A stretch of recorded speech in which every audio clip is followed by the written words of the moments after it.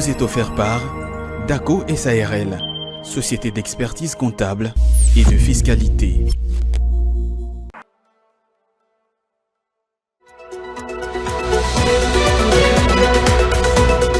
Plusieurs mesures ont été prises par le ministre des Finances Doudou Fouamba à travers une note d'instruction rendue publique en début de semaine.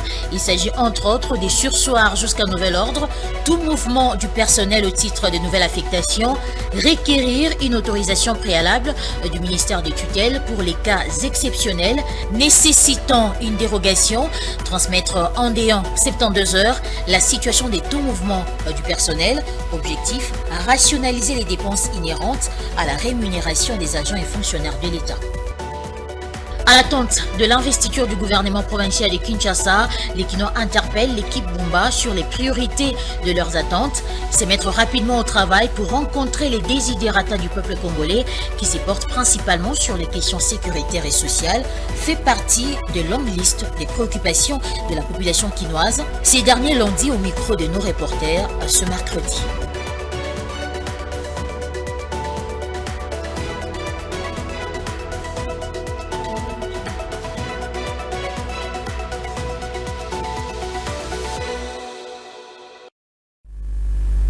Merci de nous avoir choisis pour vous informer, mesdames et messieurs, et bienvenue à tous.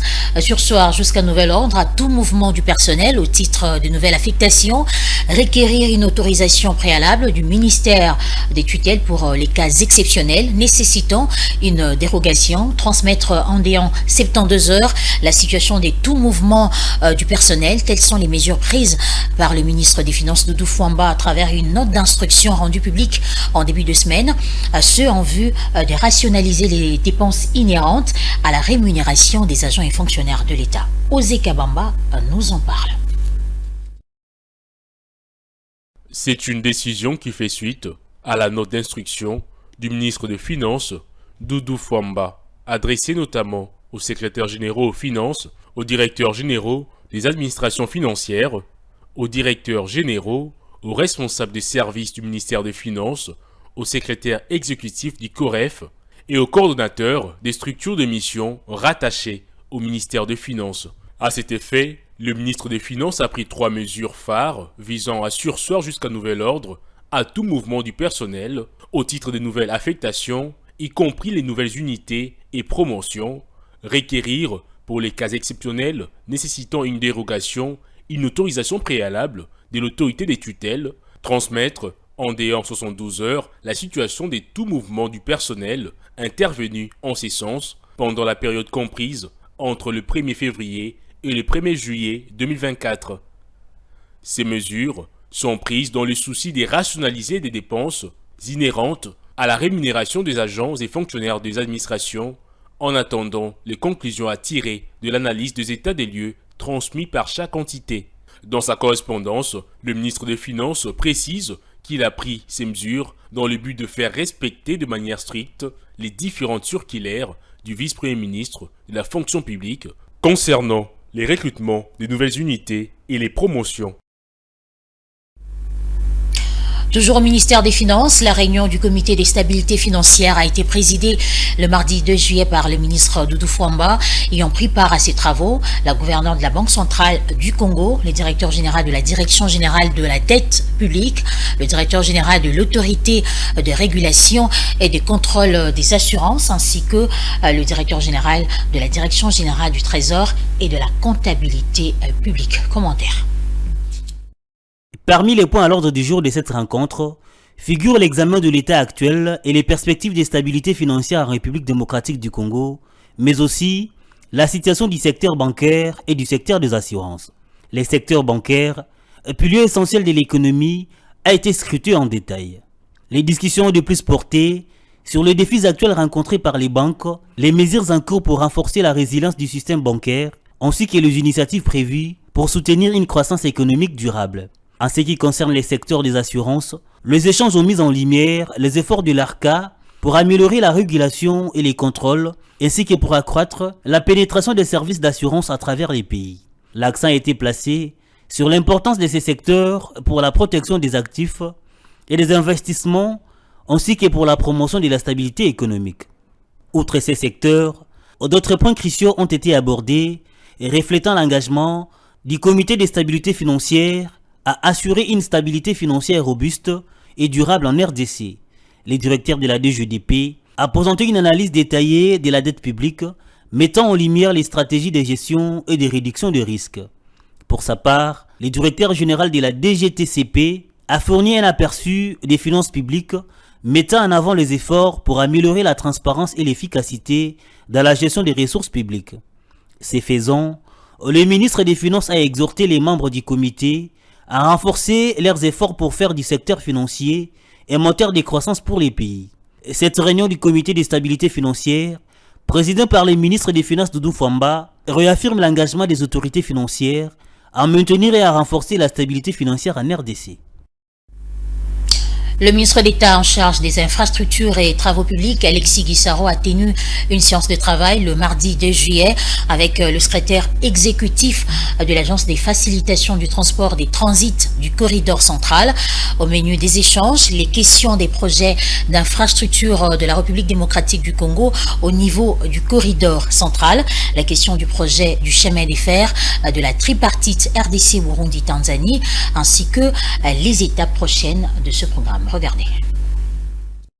Il était question dans cette séance de travail de discuter sur 2 projets intégrateurs de la RDC au niveau des corridors centrales, projets qui tournent autour des infrastructures, des transports, des routes et du chemin de fer.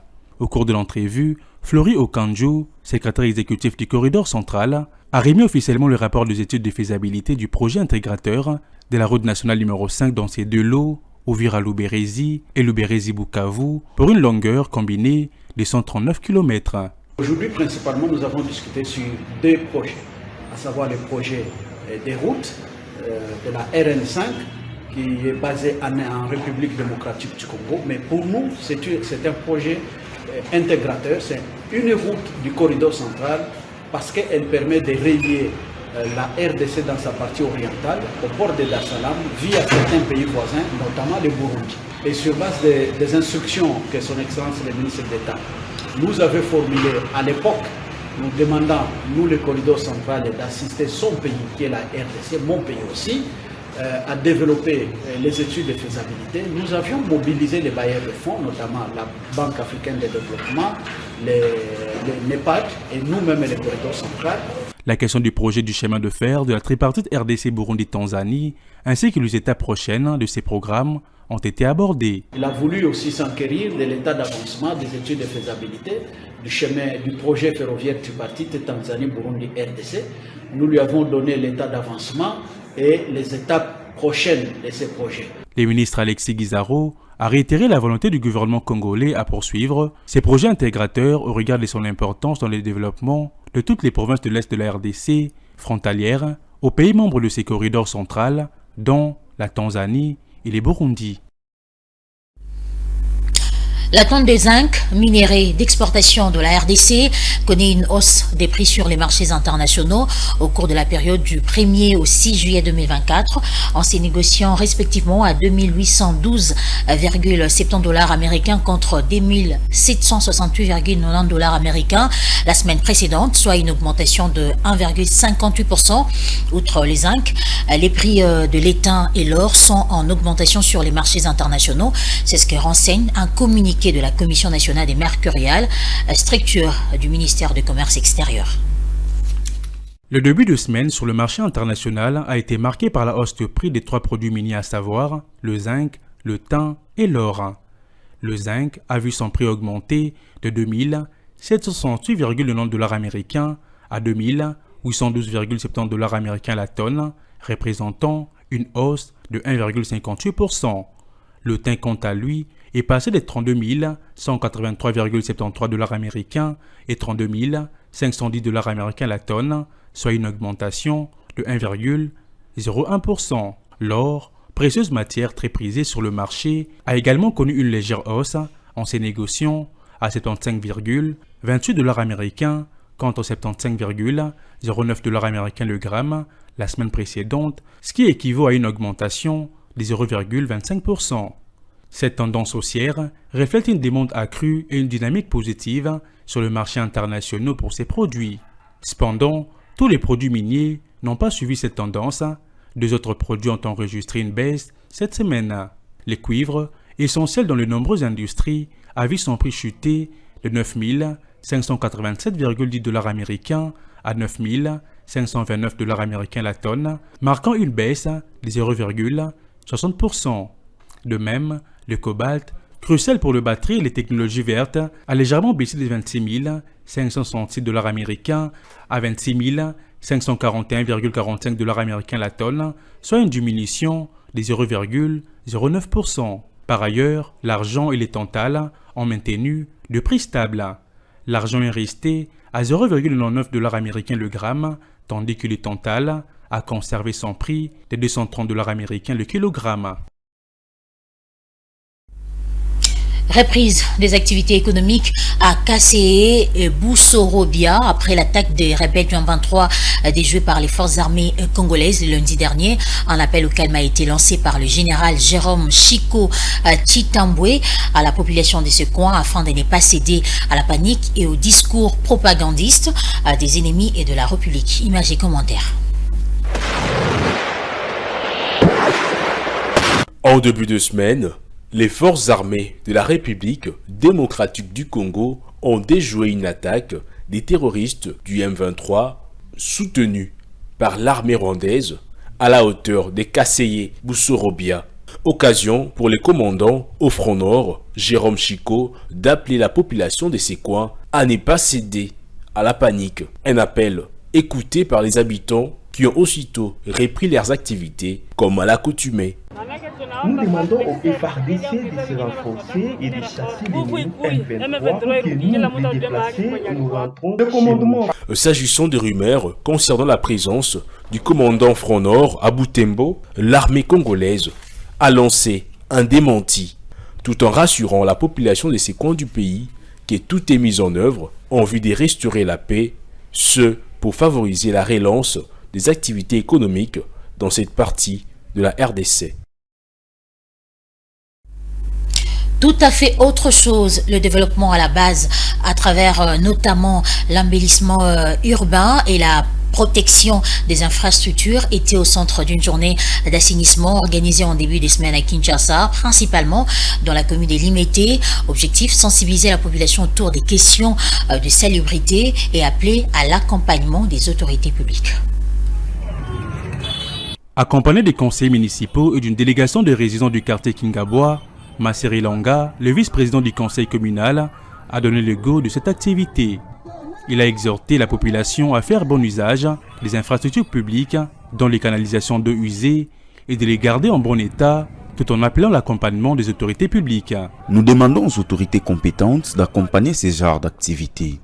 Nous l'avions réalisé avec nos propres efforts. Par la même occasion, nous demandons à ce que la population en fasse des bons usages. L'un des membres du conseil municipal présent a rappelé les rôles principaux du bureau du conseil communal. Le vice-président du conseil communal de Limete, honorable Massiré, avait initié un salon spécial pour assainir notre quartier Kingabois de différentes avenues.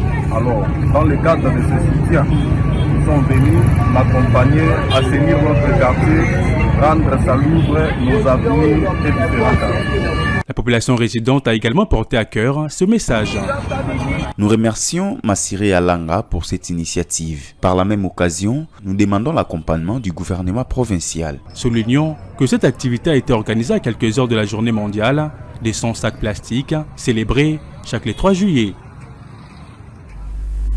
À l'attente de l'investiture du gouvernement provincial de Kinshasa, les Kinois interpellent l'équipe Bumba sur les priorités de leurs attentes, se mettre rapidement au travail pour rencontrer les desiderata du peuple qui se porte principalement sur les questions sécuritaires et sociales, fait partie de la longue liste des préoccupations de la population quinoise. Ce mercredi 3 juillet, nos reporters Philo Chiloba et Pichunzita étaient à la rencontre de quelques-uns.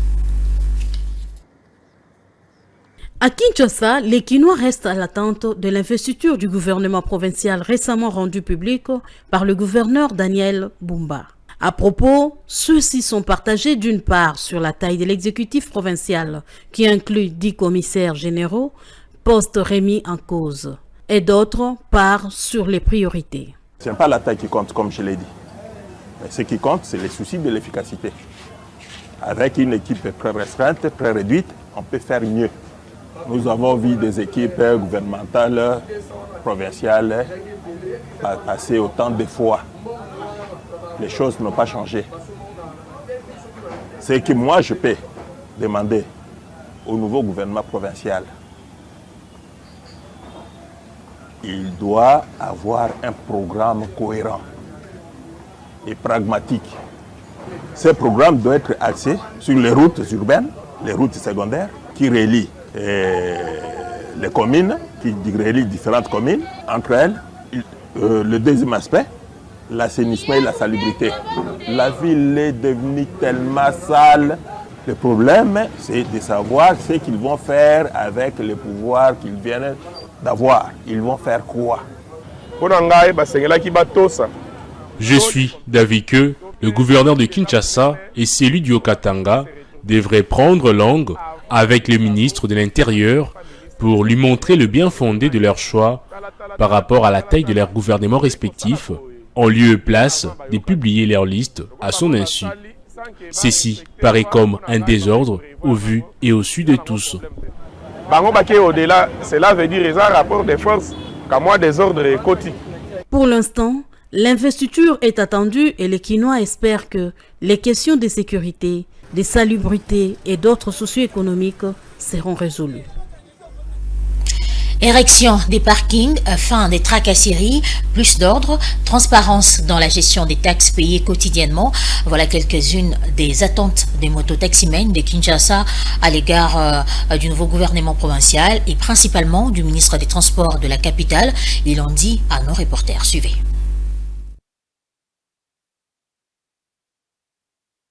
Dans le fait, les mototaximens de la capitale congolaise estiment que les taxes payées sous forme de l'achat quotidien du droit de parking ne sont pas canalisées comme il se doit et n'offrent pas la quiétude dans l'exercice de leur travail, pourtant promis par les autorités urbaines. Ainsi, ils exigent plus de transparence et demandent au nouveau gouvernement provincial de prendre en compte leurs revendications. Il faut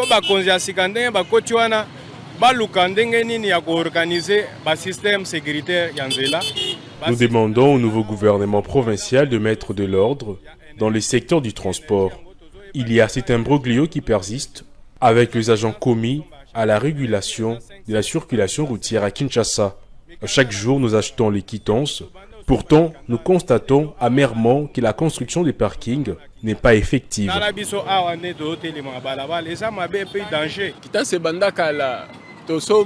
L'achat des tickets dits quittances auprès des agents est une pratique qui ne date pas d'aujourd'hui.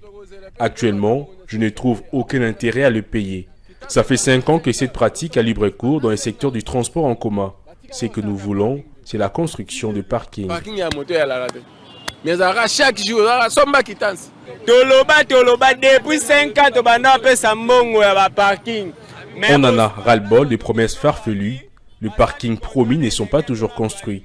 Dans certains coins, tels qu'ici, les espaces vides où sont censés être érigés les parkings servent d'emplacement pour les kermesses et autres activités.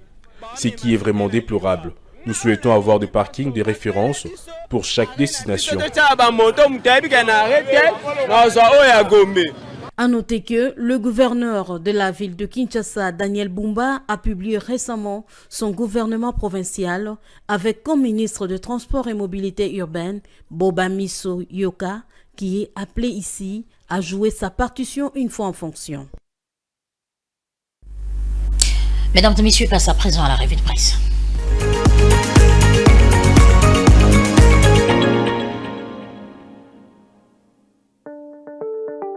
Mesdames, Messieurs, bonsoir. Bienvenue dans cette revue de presse économique sur Ecofin Télévision. Débutons cette revue de presse avec la référence plus qui titre dans sa 3e page 84,5 millions de dollars américains de recettes non recouvrées entre 2019 et 2022 selon la Cour des comptes.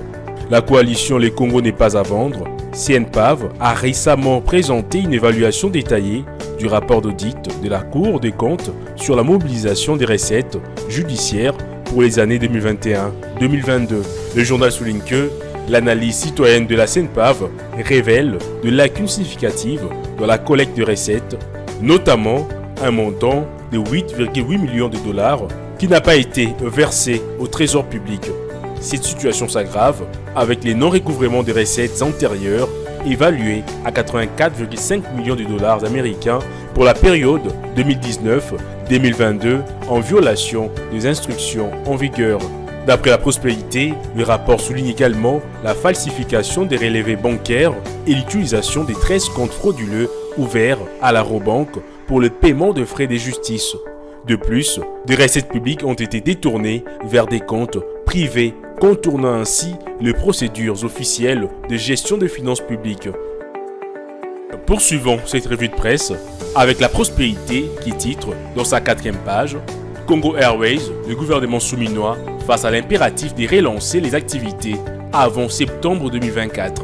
Au niveau de Congo Airways, depuis quelques temps, tous les signaux sont au rouge. Cette compagnie nationale a complètement perdu sa flotte d'il y a quelques années. En croire les quotidiens d'information générale, Jean-Pierre Bemba, ministre des Transports et Voies des Communications, a alerté sur cette situation lors de la 3e réunion du Conseil des ministres du vendredi 28 juin 2024, présidée à la Cité de l'Union africaine par le chef de l'État.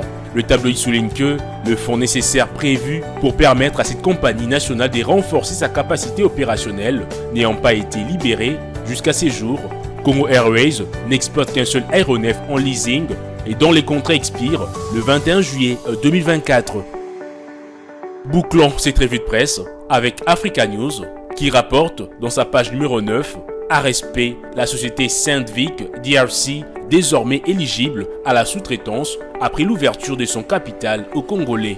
Dans son article, les hebdomadaires d'actualité panafricaine indiquent que c'est en vertu de l'application de l'article 6 de la loi numéro 17/001 du 8 février 2017 portant règles application à la sous-traitance dans le secteur privé que la société Sandvik International vient d'ouvrir son capital à un RD congolais, personne physique, qui détient désormais 51% des parts sociales dans la filiale de cette entreprise dénommée Sandvik DRC. Au journal Les Renchérir, au cours de la cérémonie de la signature du protocole d'accord entre Sandvik Group, représenté par George Wilson, et leur nouveau partenaire, Jean-Sylvain Douga, les DG de l'ARSP, Miguel Cachal, a lancé à nouveau un appel à la conformité en direction des sociétés qui exercent encore les activités de la sous-traitance en RD Congo en toute illégalité. Fin de cette revue de presse, merci de l'avoir suivi.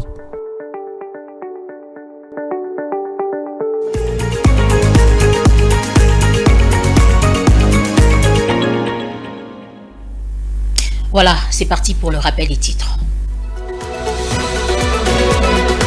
Plusieurs mesures ont été prises par le ministre des Finances Doudou Fwamba à travers une note d'instruction rendue publique en début de semaine.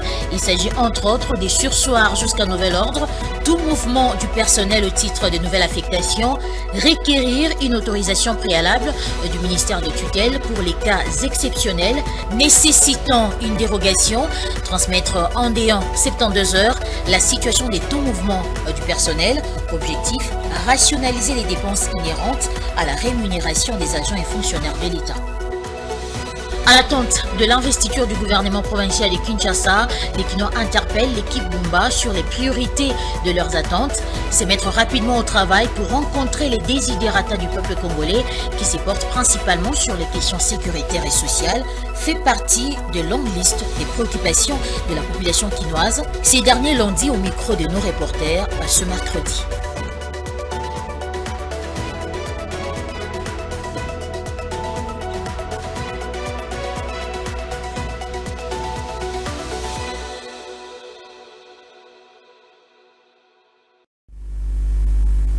C'est la fin de ce journal, mesdames et messieurs. Merci à vous de l'avoir suivi.